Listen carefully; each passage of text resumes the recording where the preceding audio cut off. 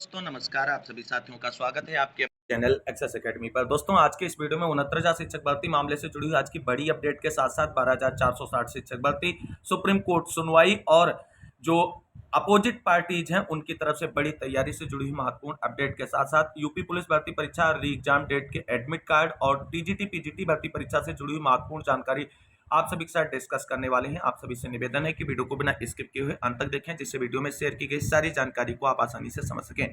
Video में आगे बढ़ने से पहले छोटी सी रिक्वेस्ट है कि प्लीज वीडियो को लाइक करें, दोस्तों में शेयर करें। जितने भाई बहन चैनल पर पहली बार विजिट करें प्लीज चैनल को सब्सक्राइब करके बेल आइकन जरूर दबाएं आगे की लेटेस्ट अपडेट पाने के लिए। तो आइए साथियों शुरू करते हैं आज का ये वीडियो और बात करते हैं सबसे पहले 69,000 शिक्षक भर्ती आरक्षण मामले को लेकर के हाईकोर्ट के डिवीजन बेंच के आदेश से जुड़ी हुई बड़ी अपडेट के बारे में। साथियों जैसा कि आप सभी लोग जानते हैं 69,000 शिक्षक भर्ती आरक्षण विसंगति मामले को लेकर के हाईकोर्ट के डिवीजन बेंच की तरफ से आदेश जारी कर दिया गया है और आदेश में सरकार को स्पष्ट निर्देश है कि 90 दिनों के अंदर एक नई लिस्ट तैयार की जाए जिसमें आरक्षण के नियमों का अक्षरशः पालन हो और इसके साथ साथ अध्यापक सेवा नियमावली का भी पालन सुनिश्चित किया जाए। और उसके बाद आप सभी लोग जानते हैं कि आर्डर आ चुका है और आर्डर के अनुपालन को लेकर के बेसिक शिक्षा विभाग और उत्तर प्रदेश सरकार के फैसले पर सबकी नजरें टिकी हुई थी। कल देर शाम माननीय मुख्यमंत्री योगी आदित्यनाथ जी की तरफ से बेसिक शिक्षा विभाग के आला अधिकारी और बेसिक शिक्षा मंत्री संदीप सिंह जी के साथ 69,000 शिक्षक भर्ती आरक्षण मामले को लेकर के हाईकोर्ट के डिवीजन बेंच के आदेश पर एक बहुत ही महत्वपूर्ण मीटिंग बुलाई गई और मीटिंग में फाइनली ये डिसाइड किया गया और माननीय मुख्यमंत्री योगी आदित्यनाथ जी ने 69,000 शिक्षक भर्ती आरक्षण विसंगति मामले पर हाई कोर्ट के डिवीजन बेंच के आदेश के अनुपालन पर अपनी मुहर लगा दी है। यानी मुख्यमंत्री योगी आदित्यनाथ जी की तरफ से 69,000 शिक्षक भर्ती आरक्षण विसंगति मामले में हाई कोर्ट के डिवीजन बेंच को लागू करने को लेकर के अधिकारियों को और बेसिक शिक्षा विभाग को दिशा निर्देश जारी कर दिए गए हैं। तो कल की मीटिंग बहुत ही पॉजिटिव रही और सारी चीजें आरक्षण पीड़ित अभ्यर्थियों के हित में आगे बढ़ती नजर आ रही हैं। तो कुल मिलाकर के अब कल की मीटिंग जब समाप्त हुई तो जो फाइनल जानकारी शेयर की गई उसमें एक पॉइंट मेंशन किया गया था माननीय मुख्यमंत्री योगी आदित्यनाथ जी की तरफ से कि नई लिस्ट जो 69,000 शिक्षक भर्ती में बनेगी वो सुप्रीम कोर्ट के ऑब्जर्वेशन में बनेगी। अब सुप्रीम कोर्ट के ऑब्जर्वेशन जो टर्म यूज की गई है मुख्यमंत्री जी की तरफ से उसका लोग अपने अपने तरीके से एक्सप्लेनेशन कर रहे हैं। हम बताएंगे कि वास्तविक में किस उद्देश्य से उन्होंने सुप्रीम कोर्ट ऑब्जर्वेशन का उपयोग किया है नई लिस्ट बनाते समय, क्या पॉइंट ध्यान में रखे जाएंगे और सबसे बड़ा प्रश्न है क्या 69,000 शिक्षक भर्ती की नई लिस्ट में बीएड शिक्षक होंगे बाहर। तो ये सारे पॉइंट क्लियर हो जाएंगे। बस आप सभी लोग वीडियो में पैसेंस पूर्वक अंत तक बने रहें और सभी साथियों को इस वीडियो से जरूर जुड़ने के लिए लिंक शेयर कीजिए। तो आइए डिस्कस करते हैं संपूर्ण जानकारी को जो 69,000 शिक्षक भर्ती में इस समय उठापटक मचा हुआ है और माननीय मुख्यमंत्री योगी आदित्यनाथ जी के एक फैसले से संपूर्ण राजनीतिक जो पार्टीज हैं उनको जवाब मिल चुका है और ये एक बेहतरीन फैसला है माननीय मुख्यमंत्री योगी आदित्यनाथ जी का हाई कोर्ट के डिवीजन बेंच के आदेश को लागू करना। सबसे पहले कल की जो मीटिंग समाप्त हुई उसके बाद माननीय मुख्यमंत्री योगी आदित्यनाथ जी की तरफ से खुद ही मीटिंग की जानकारी जो है वो अपने ट्विटर हैंडल के माध्यम से शेयर की गई। यहां पर आप सभी लोग देख सकते हैं 69,000 शिक्षक भर्ती प्रकरण में बेसिक शिक्षा विभाग द्वारा आज माननीय न्यायालय के निर्णय के सभी तथ्यों से मुझे अवगत कराया गया। माननीय सर्वोच्च न्यायालय के ऑब्जर्वेशन व माननीय उच्च न्यायालय इलाहाबाद की लखनऊ बेंच के निर्णय के आलोक में कार्रवाई करने हेतु विभाग को निर्देश दिए गए हैं। उत्तर प्रदेश सरकार का स्पष्ट मत है कि संविधान द्वारा प्रदत्त आरक्षण की सुविधा का लाभ आरक्षित श्रेणी के अभ्यर्थियों को प्राप्त होना चाहिए एवं किसी भी अभ्यर्थी के साथ अन्याय नहीं होना चाहिए। यह माननीय मुख्यमंत्री योगी आदित्यनाथ जी की तरफ से जानकारी शेयर की गई कल की मीटिंग के बाद। यानी कुल मिलाकर के हाईकोर्ट के डिवीजन बेंच के आदेश को सुप्रीम कोर्ट में सरकार चैलेंज नहीं करने जा रही है और जो आदेश आया है उस पर अमल करते हुए 90 दिनों के अंदर नई लिस्ट बना करके भर्ती प्रक्रिया को जो है सॉर्ट आउट करना चाहती है उत्तर प्रदेश सरकार। दोस्तों अब बात कर लेते हैं क्या सरकार सुप्रीम कोर्ट नहीं जाएगी, तो क्या भर्ती सुप्रीम कोर्ट नहीं जाएगी। तो दोस्तों ये सारे पॉइंट आप सभी के इस वीडियो के माध्यम से क्लियर होने वाले हैं। दोस्तों संपूर्ण जानकारी यहां पर आप सभी लोग देख सकते हैं कि आरक्षण के लाभ के साथ जारी होगी नई सूची, सुप्रीम कोर्ट नहीं जाएगी सरकार। 69,000 शिक्षक भर्ती मुख्यमंत्री ने शिक्षा विभाग के अधिकारियों के साथ की बैठक, कहा किसी के साथ ना होने दें अन्याय। प्रदेश सरकार ने 69,000 शिक्षक भर्ती के मामले में अपना रुख स्पष्ट कर दिया है। सरकार हाईकोर्ट के फैसले को सुप्रीम कोर्ट में चुनौती नहीं देगी, साथ ही किसी अभ्यर्थी के साथ अन्याय भी नहीं होने दिया जाएगा। यह भी तय किया है कि कोर्ट के आदेश का पालन करते हुए तैयार की जाने वाली नई सूची में आरक्षण के पात्र सभी अभ्यर्थियों को आरक्षण का लाभ मिलना सुनिश्चित हो और अन्य अभ्यर्थियों के साथ अन्याय भी ना हो। मुख्यमंत्री योगी आदित्यनाथ ने इस विषय पर रविवार को बेसिक शिक्षा विभाग के अधिकारियों के बुलाकर पूरे प्रकरण को समझने के बाद हाईकोर्ट के फैसले पर पारदर्शिता से पालन करने का निर्देश जारी किया। बैठक में मुख्यमंत्री ने अधिकारियों को स्पष्ट निर्देश दिए कि शिक्षकों की भर्ती मामले में सुप्रीम कोर्ट के पर्यवेक्षण और इलाहाबाद की लखनऊ बेंच के निर्णय के आलोक में ही शिक्षक भर्ती की कार्रवाई को पूरा किया जाए। मुख्यमंत्री ने अधिकारियों से यह भी कहा कि सरकार का स्पष्ट मत है कि संविधान में दी गई आरक्षण की सुविधा का लाभ आरक्षित श्रेणी के सभी पात्र अभ्यर्थियों को मिलना चाहिए, साथ ही किसी भी अभ्यर्थी के साथ अन्याय भी नहीं होना चाहिए। यहाँ पर आप सभी लोग अगला पॉइंट देख सकते हैं, प्रभावित होने वालों के लिए भी प्रस्ताव तैयार करेगा विभाग। बैठक में हाईकोर्ट के आदेश के क्रम में यह भी चर्चा हुई कि इस पर महाधिवक्ता से भी राय ली जाए। बेसिक शिक्षा विभाग आगे की कार्रवाई करेगा, वहीं विभाग नई सूची तैयार करेगा। साथ ही इससे जो लोग प्रभावित होंगे उनके लिए क्या किया जाए, विभाग इसका भी प्रस्ताव तैयार करेगा। यानी नई लिस्ट प्रिपेयर करते समय जो अभ्यर्थी बाहर हो रहे हैं उनके लिए भी विभाग की तरफ से जो है वो तैयारी की जा रही है कि उनके लिए क्या किया जा सकता है, इस पर भी चर्चाएं जो हैं वो तैयार की जाएंगी। वहीं बेसिक शिक्षा मंत्री संदीप सिंह जी का भी बड़ा स्टेटमेंट है, युवाओं के भविष्य से नहीं होगा खिलवाड़। संदीप सिंह, बेसिक शिक्षा राज्य मंत्री संदीप सिंह ने कहा कि कोर्ट के आदेश का सम्मान है। कोर्ट के आदेश में हमें 3 माह का समय दिया है। न्यायालय के आदेश के क्रम में नए सिरे से सूची तैयार होगी। प्रदेश सरकार सबको साथ लेकर चलने का कार्य कर रही है, हर वर्ग के हितों का ध्यान रखा जा रहा है। मैं विश्वास दिलाता हूं कि किसी भी व्यक्ति या युवा के भविष्य के साथ खिलवाड़ नहीं होने दिया जाएगा, सबका भविष्य सुरक्षित रखेंगे। आज हुई बैठक में कई मुद्दों पर भी चर्चा हुई। वहीं मीटिंग के बाद माननीय मुख्यमंत्री योगी आदित्यनाथ जी के रिएक्शन के बाद विपक्ष के प्रमुख नेता अखिलेश यादव की तरफ से भी स्टेटमेंट आया। वहीं यहां पर आप सभी लोग देख सकते हैं कि इलाहाबाद हाईकोर्ट ने काफी समय से चल रहे 69,000 शिक्षक भर्ती आरक्षण मामले में पुरानी सभी सूचियां रद्द करते हुए नए सिरे से सूची तैयार करने का आदेश दिया है। इसके बाद से बेसिक शिक्षा विभाग और शासन स्तर पर मंथन के बाद रविवार को मुख्यमंत्री ने अधिकारियों की बैठक की और उसमें अधिकारियों को हाईकोर्ट के आदेश के अनुपालन का स्पष्ट दिशा निर्देश जारी किया। अखिलेश यादव का क्या बड़ा स्टेटमेंट है, तो सपा अध्यक्ष अखिलेश यादव ने 69,000 शिक्षक भर्ती मामले में कहा है कि हमारी मांग है कि नए सिरे से न्यायपूर्ण नई सूची बने जिससे पारदर्शी और निष्पक्ष नियुक्तियां संभव हो सके। उन्होंने यह बात एक्स के जरिए कही है। उन्होंने कहा कि हम नई सूची पर लगातार नजर रखेंगे और किसी भी अभ्यर्थी के साथ कोई नाइंसाफी न हो या सुनिश्चित करवाने में कंधे से कंधा मिलाकर अभ्यर्थियों का साथ निभाएंगे। वहीं दोस्तों एक और अगली अपडेट वो भी 69,000 शिक्षक भर्ती से जुड़ी हुई है कि कोर्ट के आदेश के बाद शिक्षक भर्ती में अब त्रिकोणीय लड़ाई, अनारक्षित और 6800 सूची और आरक्षित वर्ग अब आमने सामने तैयारी में। परिषदीय प्राथमिक स्कूलों में 69,000 सहायक अध्यापक भर्ती शुक्रवार को आए हाईकोर्ट की लखनऊ बेंच के आदेश के बाद से त्रिकोणीय मामले के हालात बन गए। एक पक्ष अनारक्षित वर्ग के उन शिक्षकों का है जो नौकरी कर रहे हैं। वैसे तो बेसिक शिक्षा विभाग के अफसरों ने पिछले 2.5 साल में इन प्रभावित शिक्षकों की सूची जारी नहीं की, लेकिन शुक्रवार को फैसले के बाद अब अनारक्षित वर्ग के शिक्षक एकजुट होने लगे हैं और उनकी ओर से सुप्रीम कोर्ट में विशेष अनुमति याचिका दायर करने की तैयारी है। दूसरा पक्ष आरक्षित वर्ग के 6800 अभ्यर्थियों का है जिनकी सूची प्रदेश सरकार ने विधानसभा चुनाव से ठीक पहले 5 जनवरी 2022 को जारी की थी। इन 6800 अभ्यर्थियों की सूची हाईकोर्ट की लखनऊ बेंच 2 बार निरस्त कर चुकी है। 13 मार्च 2023 को सिंगल बेंच ने 6800 की सूची को निरस्त कर दिया था, लेकिन आरक्षित वर्ग के उन अभ्यर्थियों के समायोजन के लिए नीति बनाने के आदेश दिए थे जो वर्तमान सूची में शामिल है और 2 साल से काम कर रहे हैं, लेकिन पुनरीक्षित सूची जारी होने पर बाहर हो सकते हैं। अब ये अभ्यर्थी सुप्रीम कोर्ट में कैविएट दायर करने की तैयारी कर रहे हैं। तीसरा पक्ष आरक्षित वर्ग के उन अभ्यर्थियों का है जो इस भर्ती में 19,000 सीटों पर घोटाले की बात कर रहा है। अभ्यर्थियों का कहना है कि पिछड़ा वर्ग के अभ्यर्थियों को 27% की जगह सिर्फ 3.86% तथा अनुसूचित जाति वर्ग को 21 की जगह 16.2% ही आरक्षण भर्ती में दिया गया है और यही भर्ती का मूल मुद्दा है और इसी पर यह हाईकोर्ट की डिवीजन बेंच का आदेश आया है। दोस्तों 69,000 शिक्षक भर्ती में हाईकोर्ट की डिवीजन बेंच के आदेश के अनुपालन को लेकर के सरकार की तरफ से मुहर लग चुकी है। सरकार सुप्रीम कोर्ट नहीं जाएगी, लेकिन भर्ती पूरी तरीके से 100% कंफर्म है कि सुप्रीम कोर्ट जाएगी, क्योंकि जिस तरीके से अभ्यर्थियों के बाहर होने की खबरें आ रही हैं और नई लिस्ट तैयार होते समय जो अभ्यर्थी अपने हितों को प्रभावित होता देख रहे हैं वो सुप्रीम कोर्ट में जरूर जाएंगे और ये बिल्कुल कंफर्म है। और इसकी तैयारी भी कहीं ना कहीं अनारक्षित वर्ग के उन अभ्यर्थियों की तरफ से की जा रही जिनकी लो कट ऑफ है। देखिए हाई कट ऑफ वाले अभ्यर्थियों का कोई टेंशन नहीं है, चाहे जितनी लिस्ट बने उनका चयन सुनिश्चित है, लेकिन जो लो कट ऑफ वाले अनारक्षित श्रेणी में चयनित अभ्यर्थी हैं उनकी नौकरी को खतरा है और वो सुप्रीम कोर्ट में जाएंगे, ये 100% श्योर है। तो सरकार नहीं जा रही है, लेकिन प्रभावित होने वाले अभ्यर्थियों की तरफ से सुप्रीम कोर्ट जाने की तैयारी पूरी कर ली गई, ये भी यहां पर बिल्कुल कंफर्म है। दोस्तों अब बात कर लेते हैं कि सुप्रीम कोर्ट के ऑब्जर्वेशन को लेकर के माननीय मुख्यमंत्री योगी आदित्यनाथ जी की तरफ से जो कल पॉइंट उठाए गए हैं उसका अर्थ क्या है।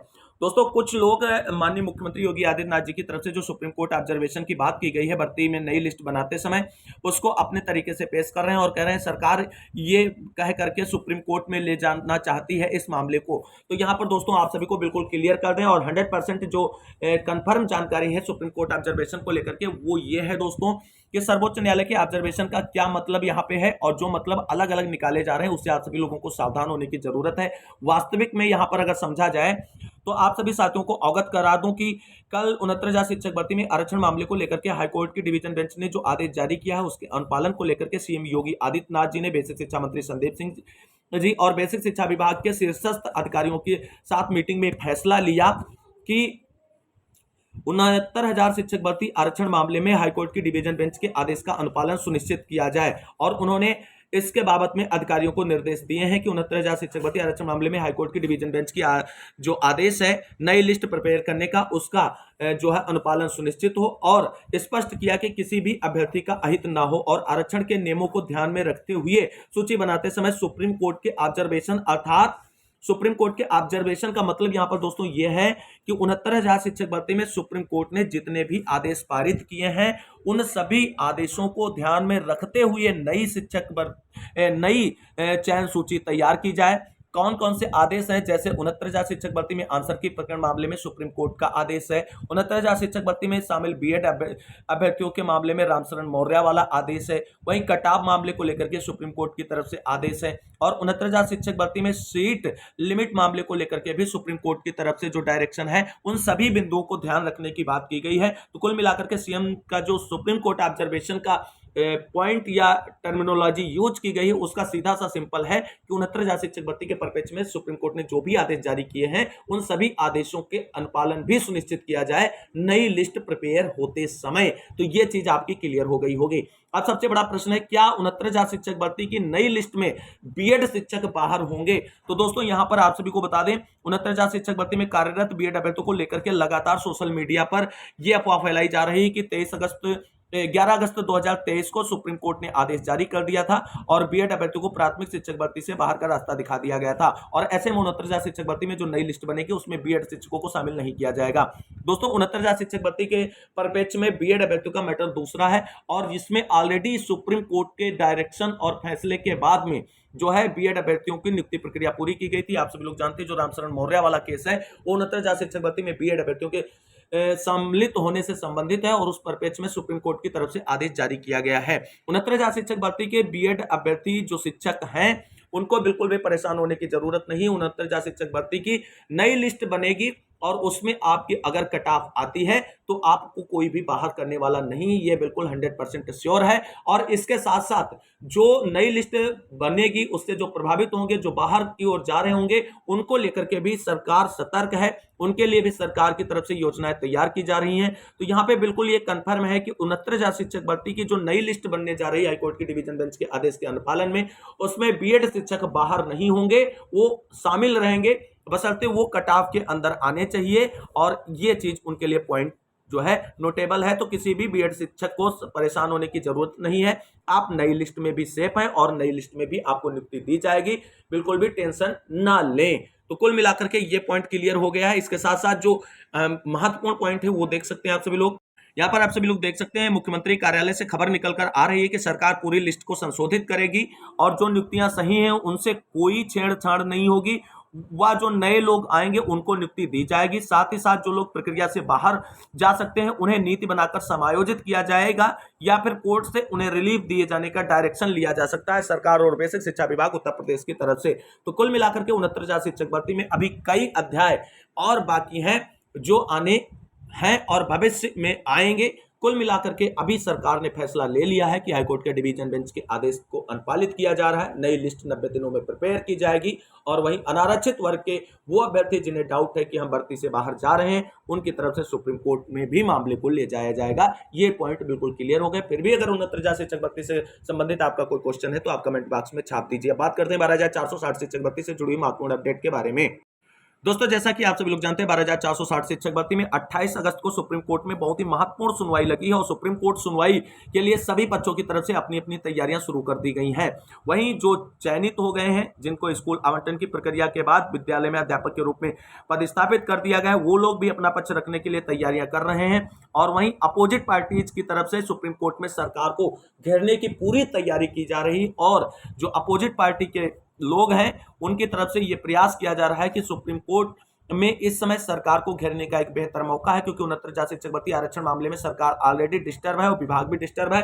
और ऐसे में सरकार और विभाग को सुप्रीम कोर्ट के अंदर घेर कर सरकार को समझौते के रूप में झुकने के लिए मजबूर किया जाए और जिससे जो है 12,460 शिक्षक भर्ती में याची लाभ जैसी कोई संभावनाएं बने। लेकिन यहां पर देखना यह होगा कि सरकार की तरफ से अभी चीजें सुप्रीम कोर्ट के अंदर जो है कंप्लीट डाटे के रूप में प्रेजेंट की जाएंगी और उसके बाद विभाग का क्या स्टैंड है और याची लाभ की संभावनाएं अभी फिलहाल बनती नजर नहीं आ रही है भर्ती में। लेकिन जो याची लाभ के लिए प्रयास कर रहे हैं उनका बड़ा कमिटमेंट है कि 12,460 शिक्षक भर्ती में सुप्रीम कोर्ट से याची लाभ मिलने जा रहा है। लेकिन विभाग और सरकार की तरफ से अभी ऐसी कोई जानकारी नहीं है कि याची लाभ जैसी संभावनाएं 12,460 शिक्षक भर्ती में बन रही है, क्योंकि पिछली सुनवाई पर जब डायरेक्शन मिला था स्कूल आवंटन के लिए तब विभाग ने रिक्त पदों पर थर्ड काउंसलिंग कराने की बात कही थी कोर्ट के अंदर। और इस बार भी प्रयास यही रहेगा कि थर्ड काउंसलिंग कराई जाए और उसके बिहाफ पर नियुक्ति प्रक्रिया पूरी की जाए। खासकर यहां पर दोस्तों आप सभी को बता दें, नियुक्ति पत्र होल्ड वाले साथियों को बहुत ही सजग होकर के अपना पक्ष सुप्रीम कोर्ट में रखने की जरूरत है। अन्यथा आप सभी को बता दें कि जितने भी नियुक्ति पत्र होल्ड वाले साथी हैं उन सभी के पदों को रिक्त पद मानते हुए सुप्रीम कोर्ट में अगर डाटा सबमिट कर दिया जाएगा तो ये जो है कहीं ना कहीं उनके लिए नुकसानदायक हो सकता है। और याची लाभ के लिए जो प्रयास कर रहे हैं उनका प्रयास यही है कि अधिक से अधिक रिक्त पद भर्ती में जो निकल कर सामने आए उन पर याची लाभ के लिए प्रयास किया जाए और वो इसके लिए प्रयास कर रहे हैं।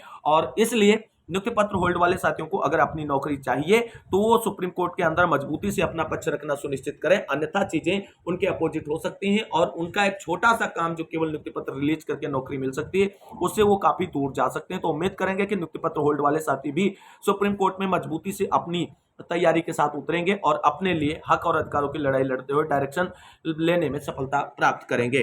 तो 12,460 शिक्षक भर्ती सुनवाई को लेकर के जैसे कार्य लिस्ट आती है सुप्रीम कोर्ट की, आप सभी को चैनल के माध्यम से उसके बारे में जानकारी दी जाएगी। हम मूव करते हैं अगली महत्वपूर्ण अपडेट, जहां पर यूपी पुलिस एडमिट कार्ड और टीजीटी पीजीटी एग्जाम को लेकर के बड़ी अपडेट निकलकर सामने आ रही है।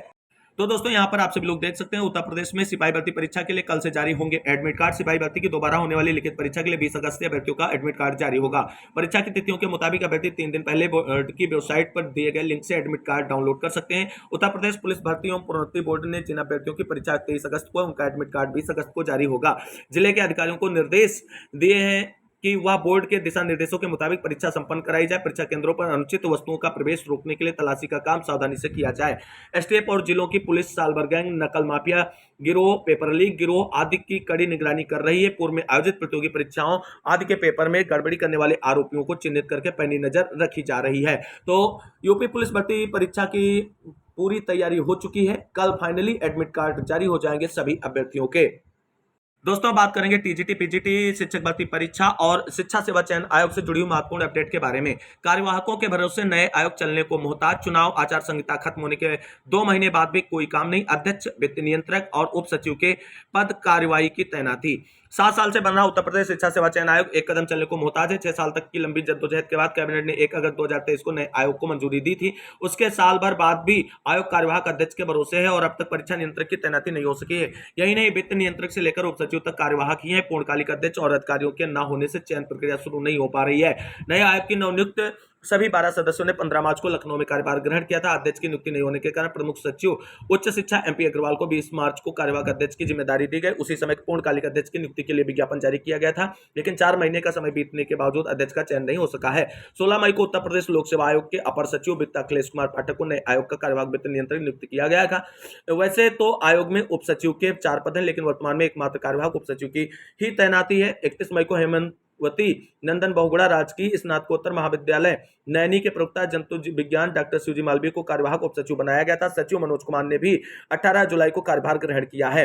वहीं दोस्तों आप सभी को बता दें वह नियमावली मंजूरी का अब तक है इंतजार। वैसे तो नए आयोग की नियमावली को मंजूरी मिल चुकी है, लेकिन कामकाज शुरू करने के लिए औपचारिक रूप से प्रक्रिया कार्य संचालन नियमावली को मंजूरी मिलने के इंतजार है। शासन से मंजूरी मिलने के बाद ही चयन प्रक्रिया शुरू होगी। इसके चलते सहायता प्राप्त महाविद्यालयों में 1017 असिस्टेंट प्रोफेसर के साथ साथ टीजीटी पीजीटी के 4000 से अधिक रिक्त पदों पर भर्ती शुरू नहीं हो पा रही है। और ऐसे में आप सभी को बता दें, टीजीटी पीजीटी शिक्षक भर्ती परीक्षा की डेट जो है वो अब कहीं ना कहीं खिसकती नजर आ रही है और ये भर्ती परीक्षा 2024 में अब फंसती नजर आ रही है। दोस्तों, कुल मिलाकर के जब तक स्थायी अध्यक्ष और वित्त नियंत्रक की नियुक्ति नहीं होती तब तक टीजीटी पीजीटी भर्ती परीक्षाओं का अनाउंसमेंट नहीं किया जा सकता है। हालांकि अभ्यर्थियों की तरफ से लगातार प्रयास किया जाता है और आश्वासन भी मिलता है, लेकिन फाइनली जब तक ये दो नियुक्तियां नहीं पूरी होंगी तब तक टीजीटी पीजीटी और असिस्टेंट प्रोफेसर भर्ती परीक्षा आपको फंसती ही नजर आएगी। फंसती क्या, फंसी ही रहेगी, ये आप मानकर चलें। आगे की जो भी अपडेट होगी आप सभी को चैनल के माध्यम से डिस्कस की जाएगी। इस वीडियो में बस इतना है।